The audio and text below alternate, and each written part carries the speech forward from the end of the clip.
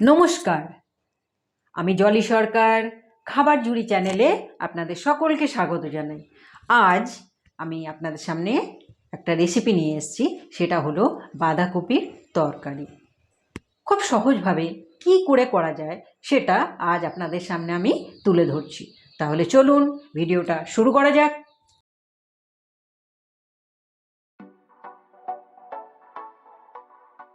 দিয়ে দিয়েছি 4 চামচ তেল।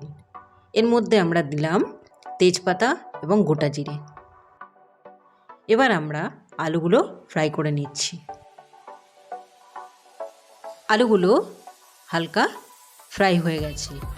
এরপর গ্রেট করে রাখা আদাটার মধ্যে আমি সব মশলাগুলো মিশিয়ে নিচ্ছি।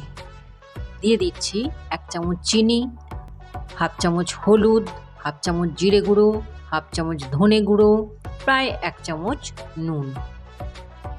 এবার আমি মশলাগুলো ছেড়ে দিচ্ছি। অল্প পরিমাণ তার মধ্যে আমি জল দিয়েছি। আলু এবং মশলা যাতে ভালোভাবে মিক্স হয়ে যায় সেই জন্য আমি ভালোভাবে একটু নাড়াচাড়া করে নিচ্ছি।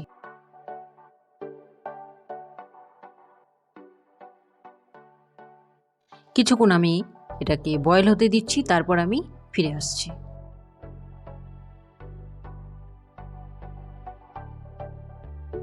মশলা কষানো হয়ে গেছে, এবার আমি বাঁধাকপিটা ছেড়ে দিচ্ছি।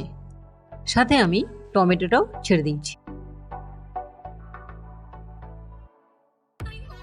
টমেটো এবং বাঁধাকপি মশলার সাথে ভালোভাবে মিক্স করে নিচ্ছি।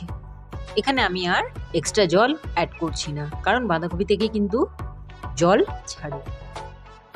মশলার সাথে যখন এটা ভালোভাবে মিক্স হয়ে যাবে তখন আমরা এটাকে থালা দিয়ে ঢেকে দেবো এবং বয়েল হতে ছেড়ে দেবো। বয়েল করার সময় ফ্লেমটা হাই রাখছি।